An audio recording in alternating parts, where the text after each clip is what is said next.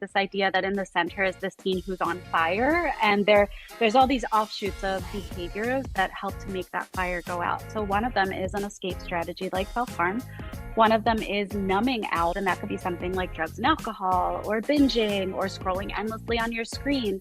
So the same is true of something like aggression or lashing out.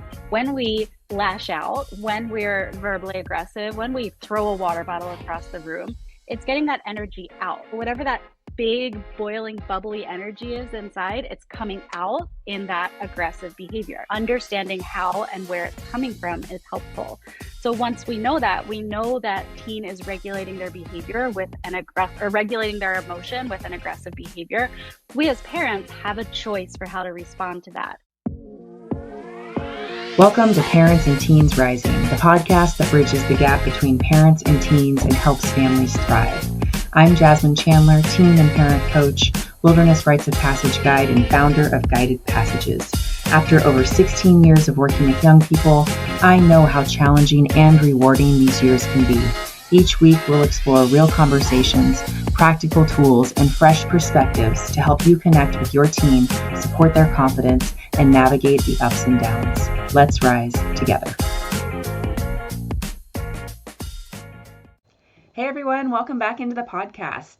I have such a treat for you today. Today I am bringing on a guest, and I'm going to jump into her bio in just a moment, but this is an episode that you are not going to want to miss.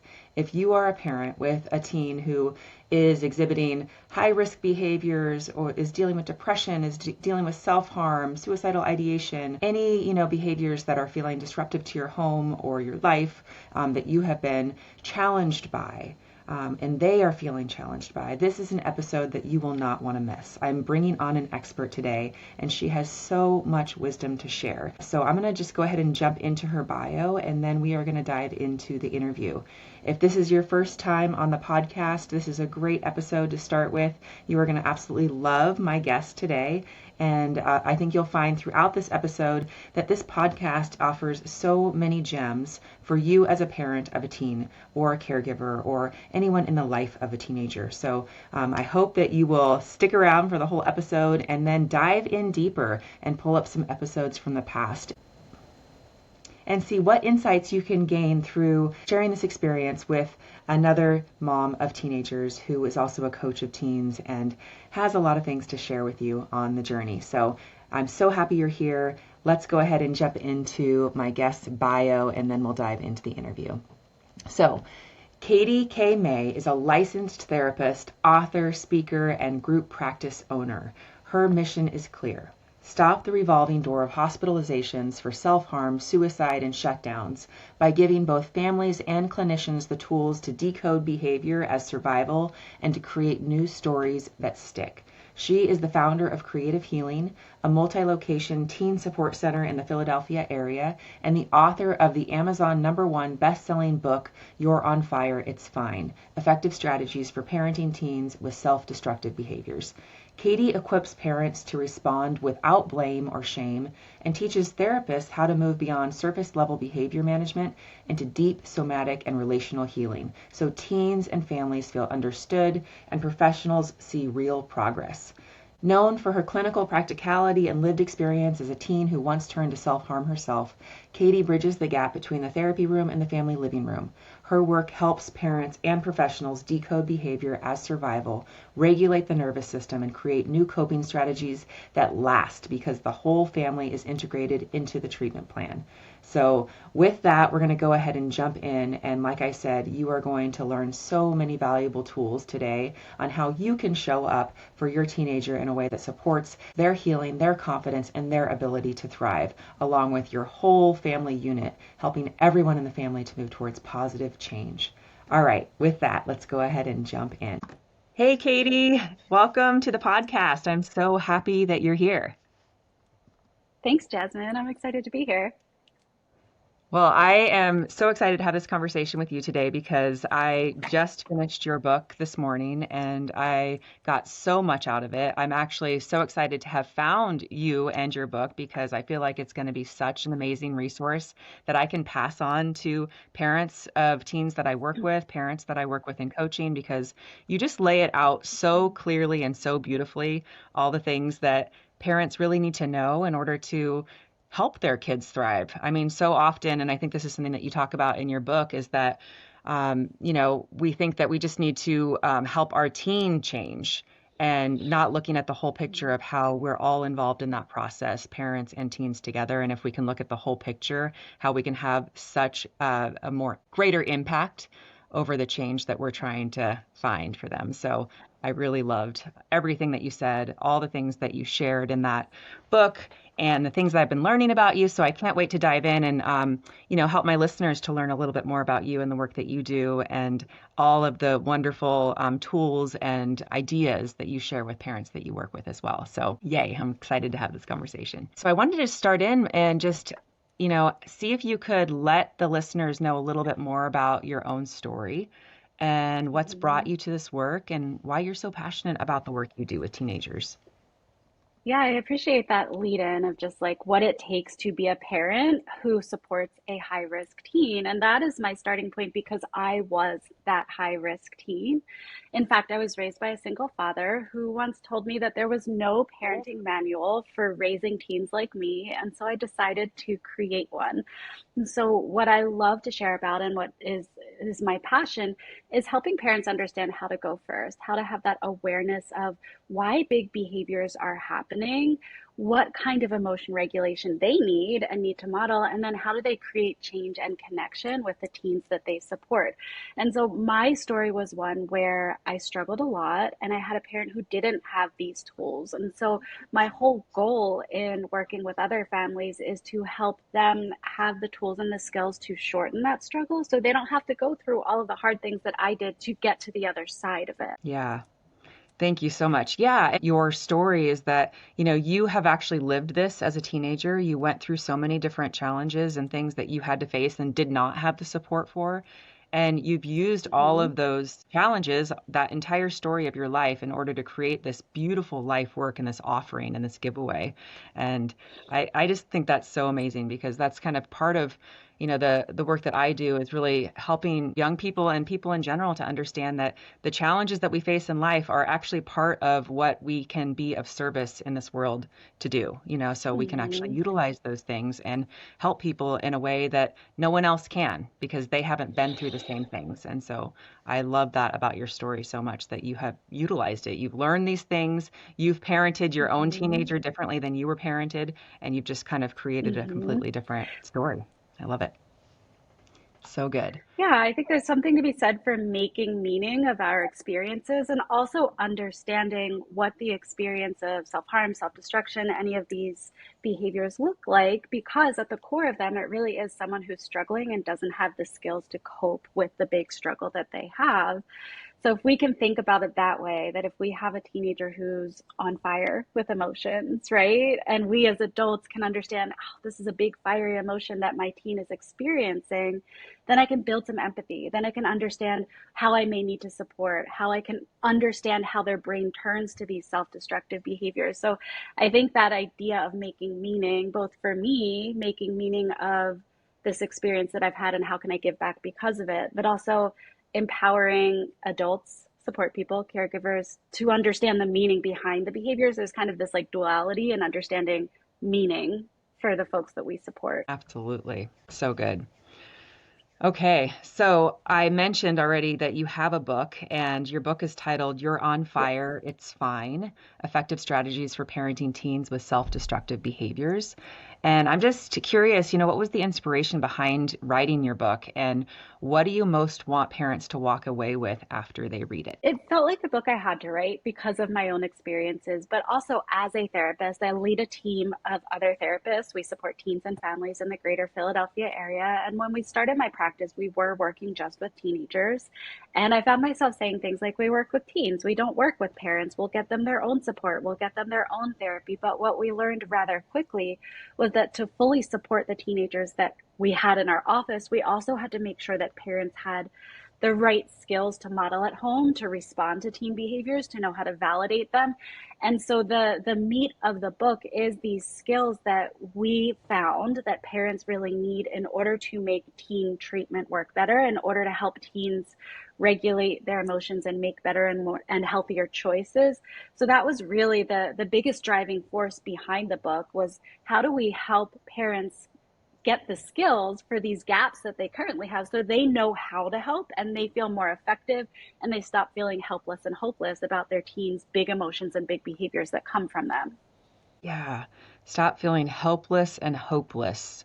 I think that's so huge because that's, often when I'm talking to parents, it's like that's where they're at. They've come to this point where, like, I don't know what else to do. And it starts to feel really bleak, about their kids' future, about their future as a family, and all of that. And so basically, it sounds like your book is giving them tools and hope that they can actually create positive change for their kid and for their families. Yes, I think hope can be really hard when you've been through this process for a really long time. In fact, a lot of the families that we work with have seen 6 to 10 other therapists. They've been in and out of the hospital. So the idea of feeling like I have hope that things can change can feel a little bit precarious or dangerous, because it means the possibility that they'll be let down again, or they'll be disappointed, or the same things will keep happening. So when we can give them that roadmap, when we can give them more concrete skills, and they start to see these changes happen, it can feed into and generate more hope for, okay, I can do this. We can change this pattern. Yeah, so good and so important. Such important work. And yeah, such a beautiful thing that you were able to put out into the world, because that's no small feat to not only like create this amazing business with all these therapists that work with you, but also to take the Mhm. time to like create this manual or like, hey, here it is. Here is what you need to know in order to, parent really any teen. I know it's really directed at these, kind of high risk behaviors and things like that, but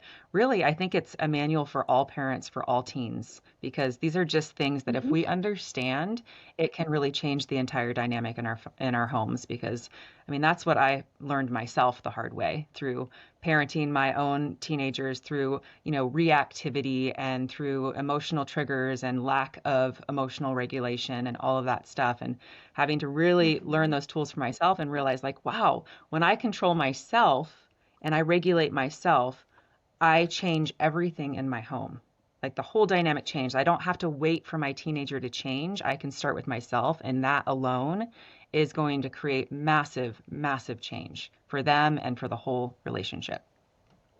100%. We call that the transactional model. It's the idea of what I do influences you and what you do influences me. And so when I'm working with parents, there's this idea of like, yes, what you do has so much influence on your teen. In fact, you could start making changes right now without your teen even being in therapy, and it would start to shift the patterns in the system at home. So if I can respond to my child's rolling their eyes, yelling, stomping up the stairs with calm and regulation rather than reactivity, it's going to prevent escalation that could lead to a crisis. So these skills are really foundational for any family, and they're the same skills that you need to de-escalate crises, but also stop them from happening in the first place. Yeah, yeah, so good. Okay, awesome. All right. Well, you use this term fire feelers a lot in your book to Mm-hmm. describe teens who experience emotions like explosions, and other big, huge reactions. And so I'm wondering, what makes some teens wired that way? Is it their temperament? Is it environment? Is it trauma? Is it biology? Like, what is it that makes a teen a fire feeler, like you describe in your book? A fire feeler is a biological sensitivity. So there's these parts. So we talked about this idea that when someone is experiencing emotions, it can sometimes feel like they are on fire with their own emotions. They're big, they're overwhelming, they're all consuming, it's burning them up inside. And this is how we understand and empathize with the idea that their brain might go to something like suicide or self harm to cope with these big and fiery emotions. But at the core, the biological disposition of the fire feeler is that they are sensitive to the emotional experience. They're easily triggered. When they are triggered, they feel their emotions in these really big ways. and they feel their emotions in big ways for a long period of time. It takes them a lot longer to calm down than maybe a sibling or maybe you as a parent might experience. And so the fire feeler is someone who experiences an emotional sensitivity. I explain it to parents like some of your kids might have been born really good at sports or have a natural tendency for art. And fire feelers have a natural tendency for their emotional experiences. They're attuned to others' emotional experiences. They feel their own in big and deep ways, and it's just who they are at their core. Yeah. Thank you so much. All right. So, when a parent sees their teenager shut down completely and they won't talk, they won't come out of Mm-hmm. their room, they have one word answers, the instinct is often to push harder. And I know that myself. It's like Mm-hmm. so tempting to just keep pushing because you want to help or you want to, fix it in some way, and reconnect with them. But what is actually happening in that teen's nervous system and what does the parents pushing tend to produce? Yeah, so if we think about the fire feeler, one of those variables is it takes them a really long time to calm down. And so if we put that into the context of a fire feeler's life, right, they're easily triggered, which increases their activation in their nervous system, and they're reactive. So they're up at this high level. If we're looking at it like a scale, it's at the 100 or at the 10 if it's a 10-point scale. And then they slowly start to come down. But because they're easily triggered, let's say they were at a 10, they get down to an 8, maybe a 7, and then they're triggered again, it spikes them back up to a 10. So they're consistently in this upper level of activation without ever finding a point to calm down, to re regulate, to reset their nervous system. And so, those times when a teen is in their room, which one we know is developmentally typical, we need to give teens more space. Two, might actually be the absence of interaction that they need in order to actually get back to a baseline, in order to actually calm down. So I think about it in a few different ways. One, can we understand and assess, make sure that the teen is safe, right? If we know that they're at a point of safety, that they're not in their room and they're at risk of hurting themselves, can we as a parent tolerate giving them space even if the problem isn't solved yet? And then the other piece of that is, can we have these points of check-in where it's not because I as a parent am anxious, but because we have these scheduled or structured check-ins so that we know child is safe and we're checking in on them, but it's not just because every 5 minutes I'm wondering if they're going to hurt themselves and I'm anxious. So if I pull that back, it's teen needs space to calm down, teen needs space on their own, parent needs their own skills so that they can regulate and not jump in, over parent, over monitor, micromanage just because of their own driving anxiety. Absolutely, because I feel like it's important because so many parents, myself included, we can fall into the trap of catastrophizing, Mm-hmm. which is we're always thinking of worst case scenarios, which makes us want to micromanage, want to go in and check on them a million times. But what I'm hearing you say is that that can actually produce the opposite result. And so we need to really work on our own self-regulation, on our own coping Mm-hmm. skills so that we can manage that anxiety for ourselves and not like let that bleed into our experience and our relationship and interactions with our teenager because they don't need our anxiety in addition to their own anxiety in that moment. Exactly. And it's such a valid thing. Like, of course, if you have a child who is really depressed, who's acting on some self-destructive urges, of course that's going to make you anxious. So I don't want to misconstrue that you shouldn't be anxious. It makes sense that you are. And there's something that I call the circle of support, which is essentially a target. And when we look at the circle of support, we're looking at the teen as the bullseye. They're the center of this.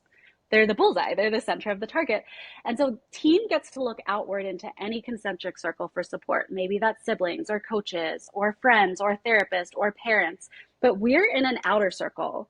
We don't get to look inward toward the target to regulate ourselves, which means that as a parent, it's unfair for me to say, hey, you get it together. You get it together, manage your anxiety, go to school and stop hurting yourself because it's making me really anxious and it's making me sad and it's ruining my day, right? So we need to look outward to our own levels of support, whether that's therapy, parent coaching, a parent skills group, reading a book and learning and practicing skills. But we have to look outward. We can't expect that our teen be okay so that we feel okay. It's our job to regulate those emotions.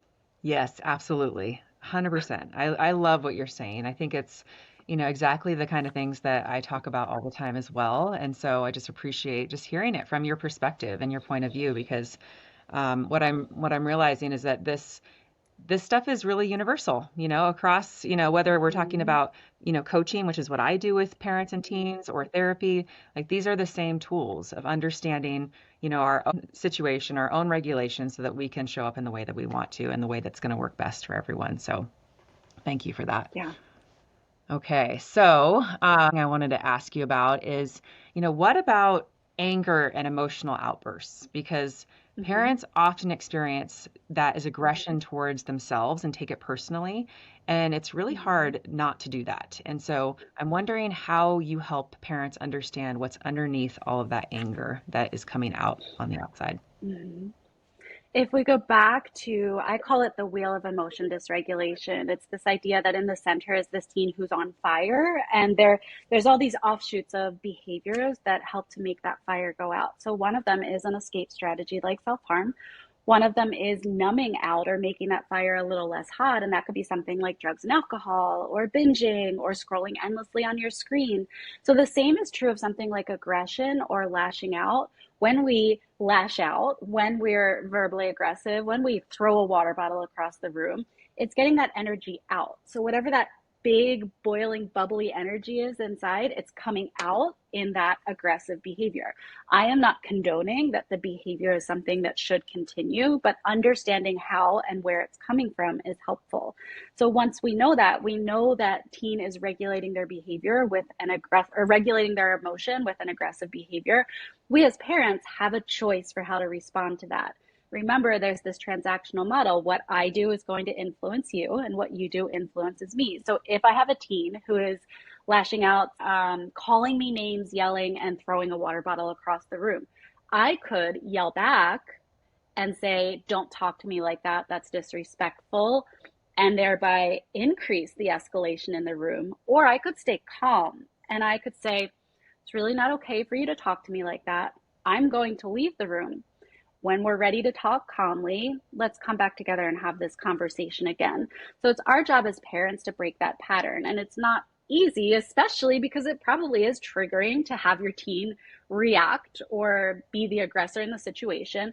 And we have to model what we want to see. So if we want our teen to regulate their emotions, we have to model for them what it looks like to regulate emotions, remove yourself from the conversation, not reinforce the aggressive or, lashing out behavior. Yes, absolutely. I 100% agree. It makes such a difference. Yeah, it's kind of like, and you say this a lot in your book, but adding fuel to the fire versus water to the fire, right?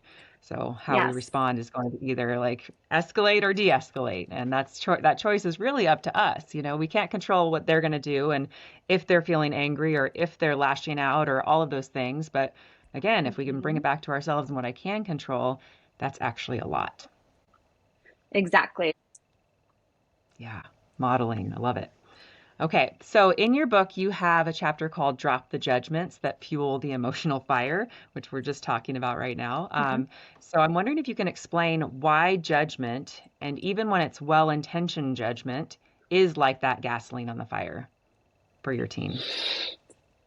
Yeah. So when we think about our teens' behavior and we think about our interpretations of that behavior, it can also often come from a place of judgment. Some examples of that are: my teen is being manipulative, attention seeking, oppositional.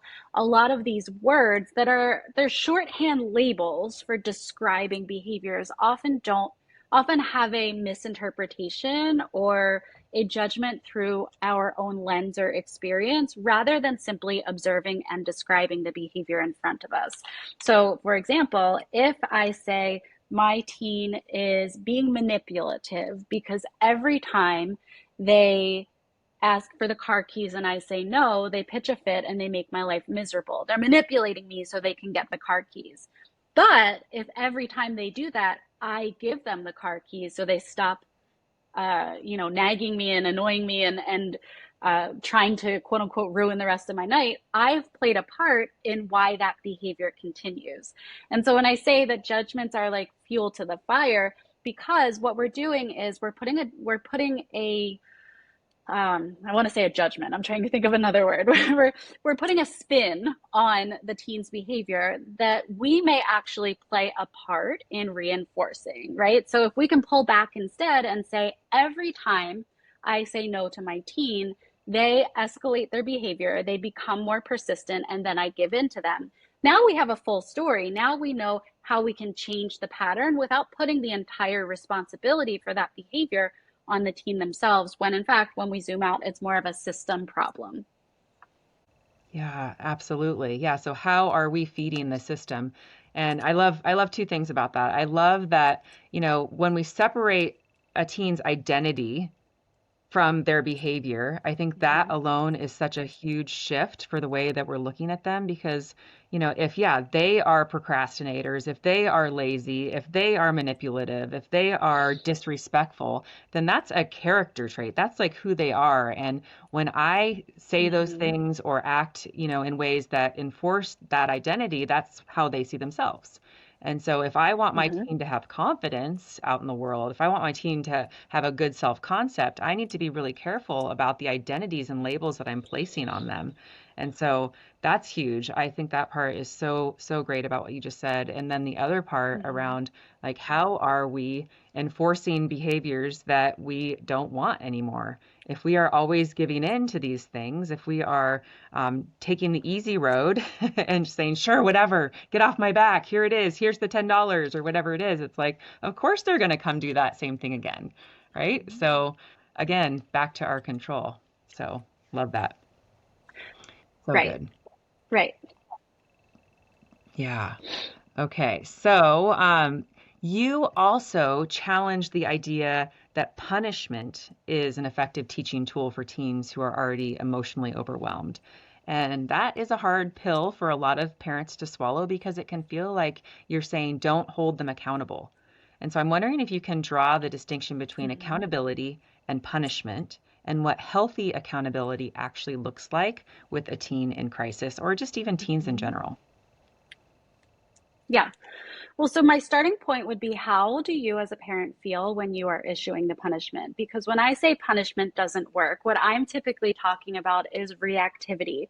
When a teen does something, for example, I came home after curfew. You said I should be home at 11 and I came home at 11:40 and I never texted you or called you or told you where I was. So a parent who's in a state of worry, frustration, they're tired, they've been up, concerned and unable to get a hold of teen, at that point might be angry and might react and say something like, you've lost the car for a week and give me your phone. You don't have the phone, you don't have your phone for the next 3 days. Well, that's a punishment that thereby creates a resentment from the teen, so a rift in the relationship. It can create sneakier behaviors because teen doesn't connect the dots to why this has been taken away from me because this behavior happened. So it creates mistrust, it creates sneakiness, it creates relationship ruptures. But I'm not saying don't hold your teen accountable. I'm simply saying, can we have a natural consequence where the punishment meets the crime? For example, if you came home late today, you've lost your privilege to go out tomorrow. I want you to stay in because you overextended without telling me where you were today. That's a punishment that fits the crime. That's a natural consequence. Or, I didn't study for this test. Can you call me out of school tomorrow? This isn't a punishment, but is like a similar learning example.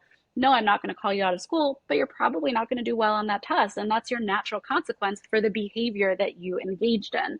So, accountability, in my opinion, comes from what's the natural consequence that I learned from life because of the behavior that I engaged in. But it's not a reactive, angry punishment that doesn't necessarily teach a lesson. I don't think that kind of punishment is helpful. Yeah. So what I hear you saying is that it's not that like punishment in itself is bad, but it's the way that we are doling it Mm-hmm. out in the heat of the moment, and how it's often not proportional to what just happened. And this is something I remember, when my kids were young, like they would be fighting with each other. I'm like, if you yell at your sister one more time, I'm taking your iPad away for the year. You could never have it again. And not only is it Yeah. not realistic, but I can't actually uphold that, and it's going to punish me ultimately. And so it's not something that's going to Mhm. work. And so I love what you're saying is that it's not that there aren't natural consequences that they're going to feel, or even consequences that feel very appropriate for whatever just happened, but it's that we Mhm. are taking that time to pause and reflect and really think about what is appropriate in this moment. And we're not screaming it at them in the heat of the moment either. We're having a conversation. Exactly. So it's that first regulating yourself. And I think your example is perfect. I was guilty of that as well. And my husband would be like, "Why are you saying that? You know you're never going to uphold that thing." So that creates, parenting that's not even holding yourself accountable. So regulating yourself and then really thinking, what is it that I want my teen to learn and what's appropriate to help them learn that? Yeah, so good. Okay.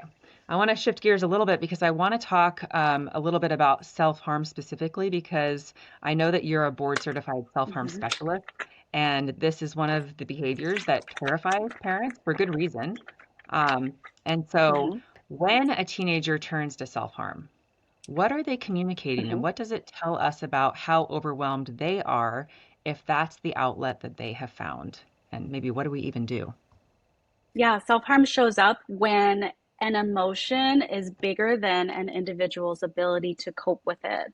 And so self-harm becomes the strategy for coping. So if we go back to I'm on fire with my emotions, they're big and overwhelming and all-consuming. So my brain has come up with a strategy to help me make that fire go out quickly. Self-harm is one of those strategies. And on a physiological level, it helps the body to calm down quickly. So if they're, and remember, fire feelers, it takes them a long time to calm down. So if there's a strategy that helps them re-regulate, unfortunately it works for them. So that's part one, is that it works to help calm the body down quickly. Part two is that it communicates a message to others. I'm in a whole lot of pain, and in fact so much pain that you can see my pain now on the outside. So you could see physically how I'm feeling internally. So it has these different functions. It has the ability to regulate, and it also has a social signaling for how much pain I'm in and what I need from the people around me. So when we can think about the function behind it, it is to help someone cope with really big and painful emotions. As a parent, of course, it hurts you to see your child hurting yourself. Of course, that freaks you out. And what I typically tell parents to do is they have to mind their face, their tone, and their pace when we're talking about self-harm. So mind your face. You want to crumble because it hurts to see your child hurting themselves. But think about how attuned they are to your facial expression, how quickly and frantically you're jumping in to try and solve it, or your tone of voice. Because any subtle nuance that says mom can't handle this, or I'm hurting mom, or I'm letting her down, results in teen hiding this behavior from you. So we really want to do our own work to be supportive and real and authentic and say, wow, you must be really struggling and thank you for trusting me with this. Or I noticed that this might be going on for you. You must be really hurting inside. It makes me sad to hear that you're hurting, but I can handle this. Those are the outward messages. And then go cry in the shower or then go talk to a friend or a partner. And of course you have a lot of big feelings around this, but that's always my starting point is if a teen is engaging in self-harm, it means that there's some kind of big and overwhelming struggle inside. And we as parents want to be a steady and validating force for them while also seeking our own support because it's incredibly painful for a parent as well. Yeah. So, I mean, such a big deal. I mean, how disrupting to our lives when we realize and find out that our kids are hurting themselves, right? That's like the worst thing. It can, that really impact us in so many ways. And so, how do we do our own work around having, people that are in our corner, in our team that we can talk to outside of this and not put all of our fear and worry and Mm-hmm. sadness and grief onto our kid, kind of layering more things onto what they're already going through, which can be so hard. I mean, that's a big ask because this is a big deal. This is not an easy thing Yeah. for any parent to, have to come to terms with, and learn Right. how to support their teen through. Well, and it's a big process too. It's not like it changes over, it didn't start overnight and it doesn't change overnight. Oftentimes in the teens that I support, it takes us 2 to 3 months to stabilize that behavior. And in that time, parents are also learning their own skills, the ones that are outlined in my book, to learn how to find their own support and respond to their teen. So we really do need a lot of skills to tolerate the hard middle moments that are painful for everyone. Absolutely. So good. Okay. Thank you. So what I want to do is I want to kind of move towards our wrap up, but I want to ask you one more thing because this is a big piece about the framework that you use, which is DBT or dialectical behavioral therapy. And I just want to talk a little bit more about that. So I'm wondering for parents listening who may have heard the term DBT before, but maybe aren't super sure about what it actually means. What does it give teens that other approaches don't? DBT or dialectical behavior therapy is a skills based treatment. And what I love so much about it is how it gives teens concrete and practical skills to manage their big and overwhelming emotions, to support them in having healthier relationships with themselves and with others.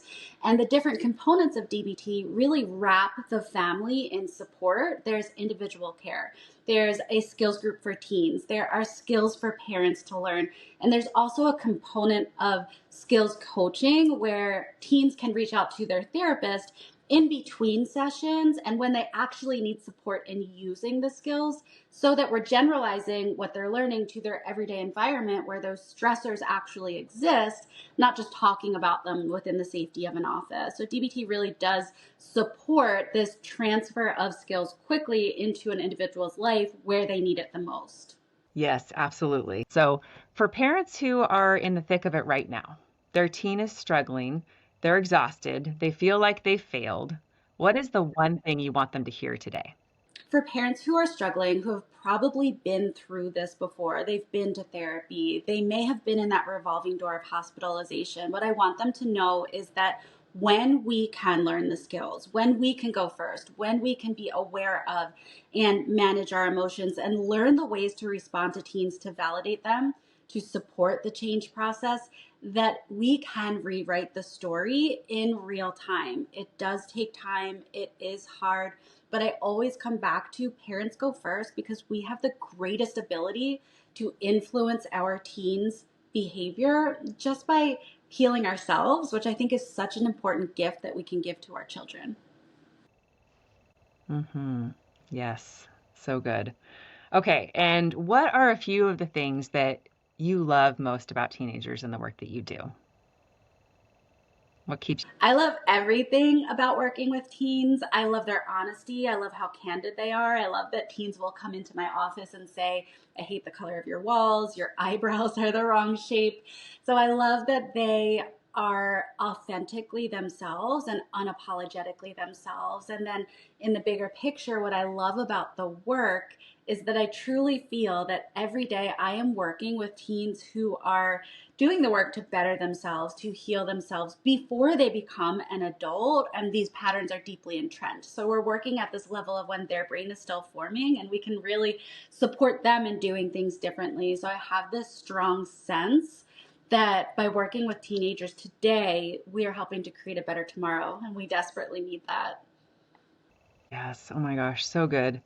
What I love about what you just said and just who you are is that you see the beauty in teenagers, that you love them for who they are, for all the things that they do, the way that they express themselves, the off the cuff things that they say that some people might take offense to. Like those are things that you love about them. And I can relate to that so much because that's the same for me. That's why I think we both do the work we do because we actually genuinely love this age and stage of life and being able to support them, while they're here in this stage. And I think that's such a gift because I feel like that's, so many people out there really miss out on enjoying being around teenagers. Like a lot of people, have this idea that, teenagers are hard to be around, that, we want to avoid them, that, oh my gosh, you're in the teenage phase. Are you surviving? And like, it's this idea that like, it's this horrible thing that we have to make it through. But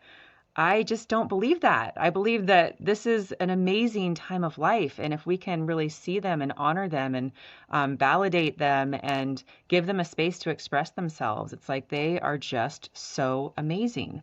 And yeah, it's just like, wow, like for me, parenting teenagers, this is my absolute favorite phase of parenting so far I absolutely love it. And yeah, anyone that doesn't like see that yet, I want to invite you to just like open your eyes a little bit because this is such an opportunity. If we can really, change our perception a little bit about our own teens, about other teens out in the world, and give them the respect and validation and all of that they deserve, I feel like we all benefit from that so much. So thank you for being that kind of person and for seeing them that way, because that is such needed work in the world. Because if one teen has one person that sees them and believes in them, like that changes their entire life. So thank you for that. That's good work you're doing out there.